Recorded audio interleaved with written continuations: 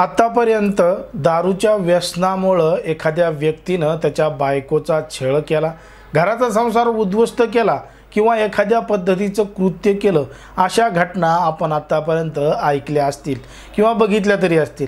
पण मात्र आजची जी गोष्ट आहे, आजची जी घटना आहे, त्या घटनेमध्ये एका दारुड्या महिलेनं त्याच्याच नवऱ्यासोबत वाईट कृत्य केलेलं आहे आणि त्या बायकोला दारूचा नादसुद्धा मोठ्या प्रमाणात लागलेला आहे।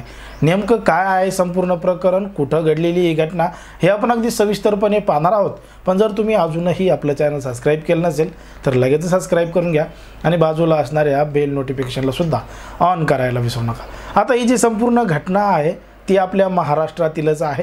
पुणे जिल्ह्यातील जे देहू रोड पोलीस स्टेशन आहे त्याच पोलीस स्टेशनच्या हद्दीत घडलेली संपूर्ण घटना आहे।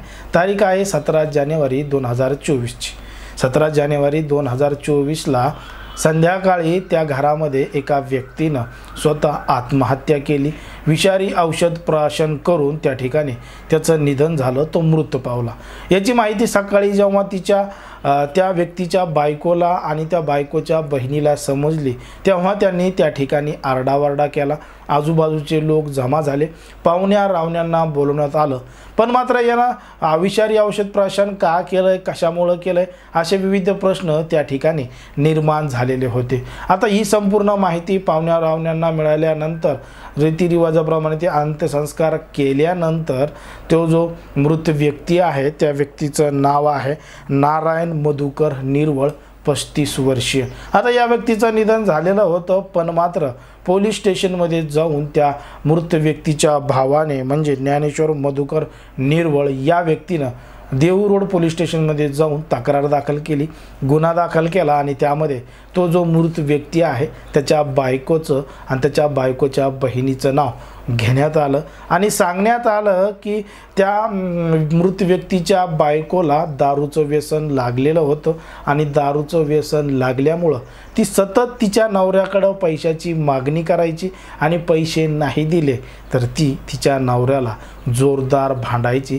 जोरदार भांडण करायची आणि त्यामध्ये तिची बहीणसुद्धा तिला साथ द्यायची। आता हा जो मृत व्यक्ती आहे नारायण मधुकर निर्वळ हा ॲनिमेशन क्षेत्रामध्ये काम करायचा। ॲनिमेशन क्षेत्रामध्ये काम करत असताना तो त्या ठिकाणी चांगले पैसे कमवायचा, चांगला त्याचा व्यवसाय चालायचा। पण मात्र त्याची जी बायको आहे ती वर्क फ्रॉम होम असं काम करायची, त्यालासुद्धा त्या ठिकाणी थोडीफार मदत करायची।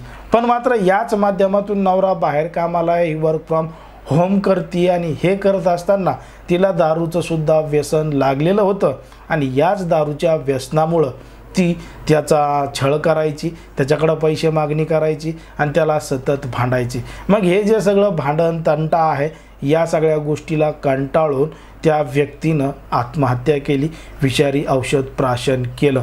या संपूर्ण घटनेची माहिती स्वतः नारायण निर्वळ यांच्या भावानं ज्ञानेश्वर निर्वळ यांनी पोलीस स्टेशनमध्ये दिली। त्यांनी सांगितलं की काही दिवसांपासून तो जो त्यांचा भाऊ आहे तो व्हॉट्सअपच्या माध्यमातून सांगत होता की त्याची बायको त्रास देत आहे, पैसे मागत आहे, दारूचं व्यसन करत आहे आणि अनेक वेळा त्यानं कॉल करून त्याच्या मोठ्या भावाला सुद्धा सांगितलं। पण मात्र मोठ्या भावाला सांगून सुद्धा त्यानं समजून सांगितलं पण त्याचा काहीही परिणाम त्याच्या बायकोवर किंवा त्या बायकोच्या बहिणीवर झाला नाही। म्हणून त्यांनी 17 जानेवारी 2024ला टोकाचं पाऊल उचललं आणि आत्महत्या केली। जर आपण पाहिलं तर समाजामध्ये, देशामध्ये, राज्यामध्ये दारूच्या व्यसनामुळं अनेक लोकांचे संसार उद्ध्वस्त झालेत। या ठिकाणी पुरुष दारू पिऊन महिलांचा छळ करतात, त्यांना मारहाण करतात, असे प्रकरण आपण मोठ्या प्रमाणात पाहिलेले आहेत। पण मात्र हे जे प्रकरण पुणे जिल्ह्यातील देहू रोड पोलीस स्टेशनच्या हद्दीत घडले या घटनेमुळं सर्वत्र खळबळ उडालेली आहे। एकंदरीत या संपूर्ण प्रकरणावर आणि अशा घडणाऱ्या घटनांवर तुम्हाला काय वाटतं हे अगदी स्पष्टपणे कमेंटमध्ये सांगा आणि अशाच पद्धतीचे नवनवीन व्हिडिओ पाहण्यासाठी आपल्या चॅनलला लगेच सबस्क्राईब करून घ्या।